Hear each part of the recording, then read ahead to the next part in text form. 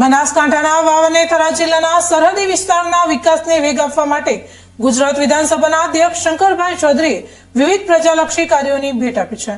ગ્રામ્ય માળખાકીય સુવિધાઓને મજબૂત બનાવવાના ઉમદા હેતુ સાથે અધ્યક્ષશ્રી દ્વારા આરોગ્ય, શિક્ષણ, વીજળી અને માર્ગ કનેક્ટિવિટીના પ્રોજેક્ટનો પ્રારંભ કરાવવામાં આવ્યો છે। આ વિકાસ કાર્યોથી પંથકના છેવાડાના માનવીના જીવન સ્તરમાં મોટો સુધારો આવશે અને સ્થાનિક સુવિધાઓ વધુ સુદૃઢ બનશે તેવો વિશ્વાસ વ્યક્ત કરવામાં આવ્યો હતો। અધ્યક્ષ શંકરભાઈ ચૌધરીના હસ્તે બોરડુ ગામે અંદાજે 33 લાખના ખર્ચે પેટા આરોગ્ય કેન્દ્રના નવી બિલ્ડિંગ અને દરબારવાસમાં કોમ્યુનિટી હોલનો ખાતમુહૂર્ત કરવામાં આવ્યું હતું। આ સાથે જ મનરેગા યોજના હેઠળ તૈયાર થયેલ નવીન પંચાયત ભવનનું લોકાર્પણ કરી જનતાને સમર્પિત કરાયું હતું। શિક્ષણ ક્ષેત્રે મહત્વનું ડગલું ભરતા રાહ મુકામે ઠાકોર સમાજના વિદ્યા સંકુલ માટે 26 લાખની ગ્રાન્ટની ફાળવણી સાથે ખાતમુહૂર્ત કરવામાં આવ્યું હતું। ખેડૂતો અને ગ્રામજનોને વીજળીની સમસ્યા ન રહે તે માટે 12 કરોડના ખર્ચે જેટકો હસ્તકના 66 કેવી સબસ્ટેશનનું પણ ખાતમુહૂર્ત કરાયું હતું।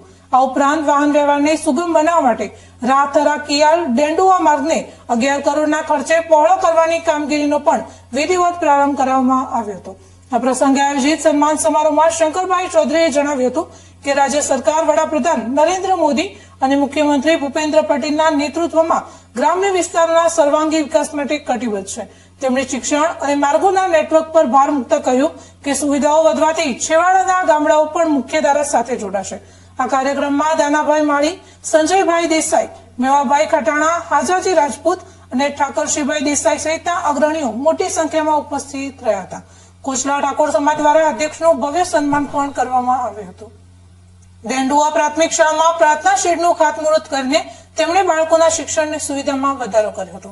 વાવ-થરાદ પંથકમાં એક સાથે કરોડોના ખર્ચે શરૂ થયેલા આ વિકાસ કાર્યો સરહદી વિસ્તારની કાયાપલટ કરનારા સાબિત થશે।